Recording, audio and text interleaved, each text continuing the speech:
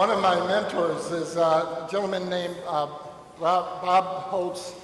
Bob recently retired as president of Concordia University in St. Paul. And he was one of my mentors growing up. And Bob grew up here in Minnesota on a farm. And Bob's faith formation happened around being on a farm, digging his hands into the dirt, raising animals, and a tremendous sense of himself, his faith, his identity. Bob went on to go to college, and he went to graduate school to become a pastor. And after he graduated from seminary, they sent him to be a missionary in New Guinea. And Bob tells a story about when he became a missionary in New Guinea. He was the first white person up in the village in the mountains. And he talked about, to get a sense of himself, what he did is he started digging in the soil. And then he started to get another deeper sense of who he was and identity as he was in this new place.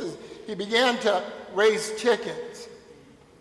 And what he did is those chickens became plentiful. Bob began to walk throughout the village, and he would just indiscriminately give chickens to people throughout the village.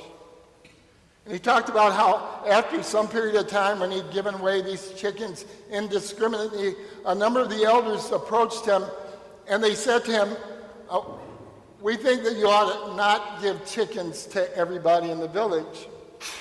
They said, "We think you should only give chickens to people who are converts." And Bob, being a good Minnesota boy and following the elders and the voice of authority, he stopped handing out the chickens, but something just didn't sit right with him. And so after a period of time, Bob began again to go about the village indiscriminately giving chickens to people throughout the village. And again, after a period of time, the elders of that village came up to Bob. They approached him, and they said, "We want to know more about a God who cares enough to give chickens to everybody." Rethinking faith, reimagining faith, is about how people come to know about a God who cares about everybody. It's a challenging topic for me when I think about our church, mainline denominations, and how well we have done at giving faith to everybody, shaping the faith of everybody.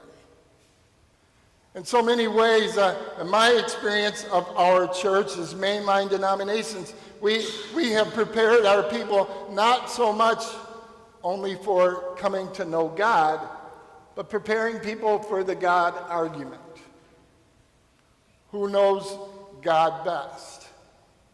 Who has the best dogma? Who knows the story most fully in order that we might be positioned to win the argument? So we fill our vessels more and more with more content. And so what we've done, and this is my 35 minutes, so I'll give you what I got, is that we've really developed the cognitive ability of our faith to tell the story, but we haven't done so well with the emotional intelligence of our faith, the relational abilities of our faith and our church.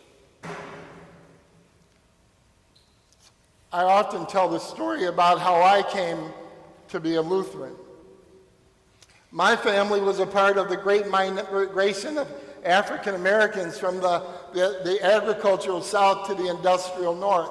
Millions of people left the South to go to places like Detroit and Chicago to escape segregation in the South and the lack of jobs. And I remember what Malcolm X said, that the South begins with the Canadian border. And so think about how, well, let me tell you my story first.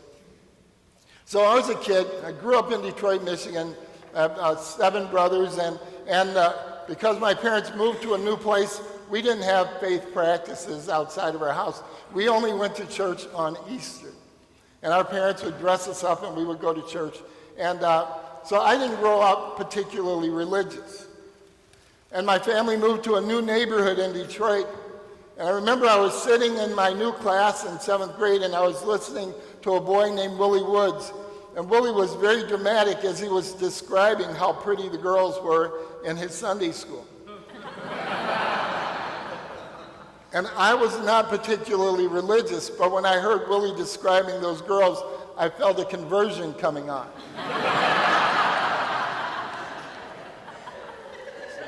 So I invited myself to visit Willie's church. And I walked about a mile to the church according to Willie's direction, and I got to this nice area in Detroit called Indian Village. And it's surrounded by urban blight, but it's several blocks of what we called mansions when we were growing up. And I looked up at the church according to Willie's direction, and it didn't look like a church that fit Willie. But I remember the sign, it said Christ Iroquois Lutheran Church, and I didn't have a clue what a Lutheran was. But those were the directions. So I got up my courage, I walked up to the door, I opened the door, and I could hear children singing. So I followed the voices of those children, and I went down the hall, and I got just to where the children were singing, and just as I rounded the corner, there stood the entire Sunday school, and I know that when I saw the Sunday school, I stopped walking. It's the only thing I could imagine at that moment was where you belong, where you don't belong, because the entire Sunday school was white.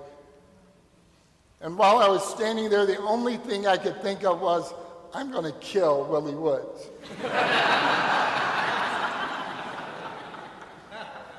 But this is the point of my story. 2 Sunday school teachers came over to me before I could escape. And they marched me to the front of the entire Sunday school. And the Sunday school began to sing these words. There's a welcome here. There's a welcome here. There's a Christian welcome here. I experienced the power of the gospel. A definition of what it means to be a child of God that's not defined by race or class or color or sexual orientation or anything else, but a God who welcomes everybody. I didn't need more resources. I didn't need more information. I didn't need more acculturation. It was enough to know the power of God's welcome. Rethinking church, reimagining church is about a relationship with God and a compelling relationship with God's people. Now, I'm challenged to say to you that our church, mainline denominations, have for a long time been in bed with the empire. Our churches have followed the same patterns of development as malls, as development processes. And along with those developments has gone our theology and who we're comfortable being in relationship with. And so when we talk about reimagining church, we need to think about extricating ourselves from a dominant culture that is reflected in everything that we do as mainline denominations. And so when I think about rethinking church, I think about the relationality of what it means to be a people of God, children of God. This picture is Dorothy Bass's granddaughter with Mark Hansen's granddaughter. The church that will give them faith is going to look very different from the church that gave many of us our faith, that nurtures us. The church that we built was the most powerful institution in the world. Our liturgy is the most powerful element in the world because there's no other institution that says it doesn't matter who you are or where you're from, you're welcome into this experience of a relationship with God. Sunday mornings, we gather, but we gather in segregated circles.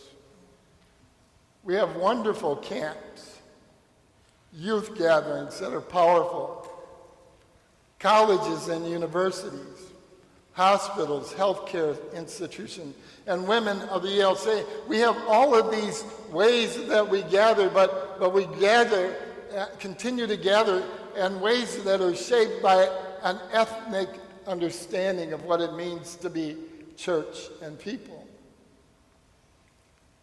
The way that we teach the faith is we talk about worship in the ways that we gather, catechesis as the ways that we instruct and we learn about God, and witness as the way that we share the good news of God. But I would say that that's the box that we've communicated and that we continue to have. But I would propose that we move to a place where we reframe what it means to be church, that we move from worship to an understanding that worship is really about welcoming and a place where everybody is safe and everybody belongs. That's what it means, and a theology that goes back and that is rooted in a God in Jesus Christ who came into the world, and that was the message that he gave, and that was the very message that cost his life, to say that God is in relationship with everybody, that there are no exceptions. And so that when we talk about worship, to have a radical understanding that worship is about safety and belonging. And people need to hear that word. So this week I was talking to one of the young women, graduated a year ago from Carleton College. She's completed her year with us in the Lutheran Volunteer Corps. She's a lesbian young woman, and she shared with me, because she'd just gone through week-long organizing training, and she chose to be trained by an organization that is not faith-based. And I asked her, well, why didn't you go through the training with a faith-based organization? And she shared that she'd grown up Christian Scientist. And she talked about the language and the theology that she heard as a child and how she found it condemning of her, not accepting of her. And so now as an adult, she's afraid to embrace the church. She's working for a faith-based organization, but because of that experience of not feeling safe and not belonging in her home congregation, she's afraid to affiliate with a church community organization. Experience and exploration. I've gone to Lutheran high school, Lutheran college, Lutheran seminary. I've done the 9 yards. And my assessment of a challenge for our church is that we've done so much cognitive development that faith for us is a cognitive process, and that what we have overdeveloped is our cognitive abilities. But learning is not only cognitive, it's experiential. And to talk about the church and celebrate the church as the experience of our relationship with God and not just our head knowledge. And finally, that witnessing is about the fulfillment of our potential. The ways that we understand ourselves in relationship with God, sharing the reality of God with all of God's people and all of God's creation. So that church becomes safety and belonging, experience and exploration, and the fulfillment of potential. And we can't hold that into a building. But we do that best in the world.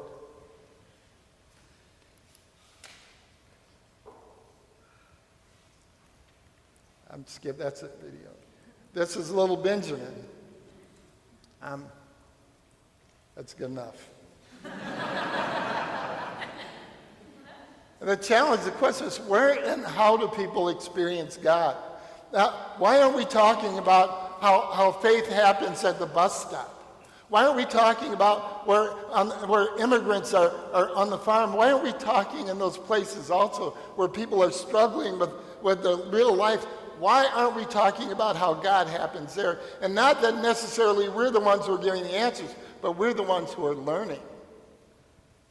Why is our theology and how we talk about God so much as experts rather than hearing from the expertise of people in the midst of their struggle, how they come to know God and the power of God and the reality of God?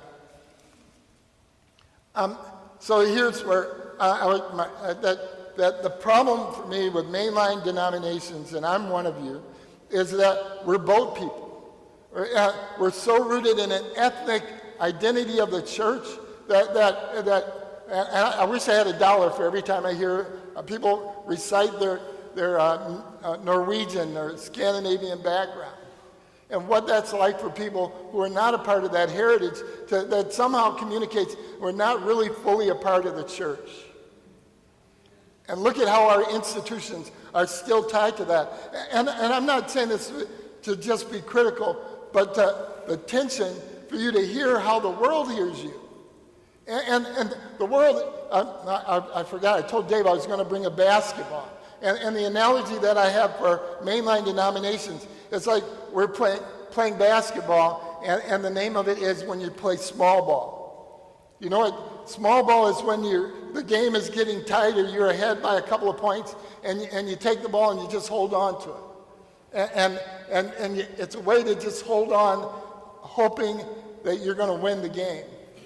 But the challenge is when you play small ball, other people get disinterested, and you become irrelevant. And the ones that you're playing by yourself. And mainline denominations, when we talk about faith, we're playing small ball, because we're still talking as if we just got off the boat. And we still, and it's ties to ethnocentrism and racism and systems of entitlement. And so I'm a parish pastor. I have a wonderful congregation in a wonderful neighborhood. But when I got to my neighborhood and I had 35 people on Sunday morning, and I say to myself, how can this be? I've got a master's degree. I'm a Lutheran pastor. I'm brilliant because I made it through our wonderful seminaries. But I got 35 people in worship, and I realized that doesn't work. And so I realized I have to reframe what it means to be congregation and what it means to be church. And so what I started to imagine is that the entire neighborhood of 4,000 people, that's really my congregation. And starting to relate to the people that are beyond the walls of my church, and to start to hear the number of people who say, Redeemer, that's my church, and they've never been in a worship service. Reforming church is church beyond the walls, and it's where we become relevant in new ways. This is Dorothy's daughter Martha and her husband Sam and little Naomi, and we had a shower a week ago, and in that shower they were talking a lot about poop, and they were talking about as new parents how that's what they were surprised that they do all the time. And I go, well, that's what my talk needs to be about. The church, we need to talk about poop. Right? We need to talk about the stuff that needs to come out in order for us to be the healthy body that really talks about God in ways that are relevant and real for the world. The challenge of reimagining where and how people experience God. Three worldviews. I learned this when I was in CPE. Dr. Edwin Nichols from NIH came and presented, and he talked about sociologists, how they see the world, and that we operated out of three basic worldviews. He said one worldview is conformity. That people want to follow the order. They conform. That's important. He said another group of people, it's relationship, that how they feel in relationship is fundamental about how they feel about themselves. And he said the other group is about acquisition of object. And the acquisition of object are the people who feel like it's about how much you know. It's about how much you make. And the really big one is how much time do you have? And so those relationships of worldviews are fundamental about how people operate. And so acquisition, how much money you make, how much you know, time, efficiency. And so I invite you to just think for a moment about Sunday morning and why Sunday morning is the most segregated hour of the week. It's in mainline denominations, it's about acquisition. So I used to be director of youth ministries for the LCA. I could stand in front of 200 young people and I'd say this question: how long is a worship service? How long is it? Too long? No. The answer's supposed to be 1 hour. So, but think about how that happens. We're so shaped by that worldview of acquisition. Look at our hymnals, right? To be able to use our hymnals, especially ELW, do you have to have acquired knowledge? You bet you do. You got to be able to read music. So that's just from the mainline denomination. If you're African American, Latino, Hispanic, and Baptist, what does worship look like there? It's relational. Amen? Amen? Or think about, and I'm just talking about our worship service, think about the sermon. What is a good sermon? It has 3 points. Acquisition. Right? But if you're Baptist and African American, Latino, Hispanic, what's a good sermon? It's relational. Amen? Amen? You get the point? So Sunday morning is segregated because people are coming for a reinforcement of their worldview. And that if we only say, if you're going to be in our mainline denomination, you got to do this ethnocentric European thing, no wonder we keep being the way that we are. And this is not a judgment. It's about stepping back and seeing the reality. So we want to talk about shaping faith for people. You can't expect that everybody's going to do it on boat terms, that they're going to do it on European ethnocentric terms. Do you guys understand what I'm saying? So faith formation also means dealing with the poop. It's about stepping back and giving up some of our power, giving up some of our control, and maybe even giving away keys to the kitchen. So faith formation, history of faith formation, mainline denominations, cognitive, acquiring knowledge, systems of belief, ready for an intellect fight. I really do believe that what we've inherited as a church is a tremendous ability to defend the faith. But people aren't coming for the argument. It's irrelevant. They've moved on. So what and how does Sunday school work in your context? What's your Sunday school look like? What's your confirmation like? And what's your worship like? And what would be the price if you tried to change it? What does your worship look like? Your hymnody, your sermons. How long is your service? And what would it take if you tried to change it? Sacred Places out of Philadelphia says that 6 out of 10 people who enter the doors of a congregation are non-church members. What are you doing to connect with those folks? Their faith. The world and culture that shaped the church is radically more diverse than the ones that most of us grew up in. And the gift of the gospel is not ours, never was, and never was meant to be. And the challenge for us is not to negotiate, but to navigate our faith. We're not in control.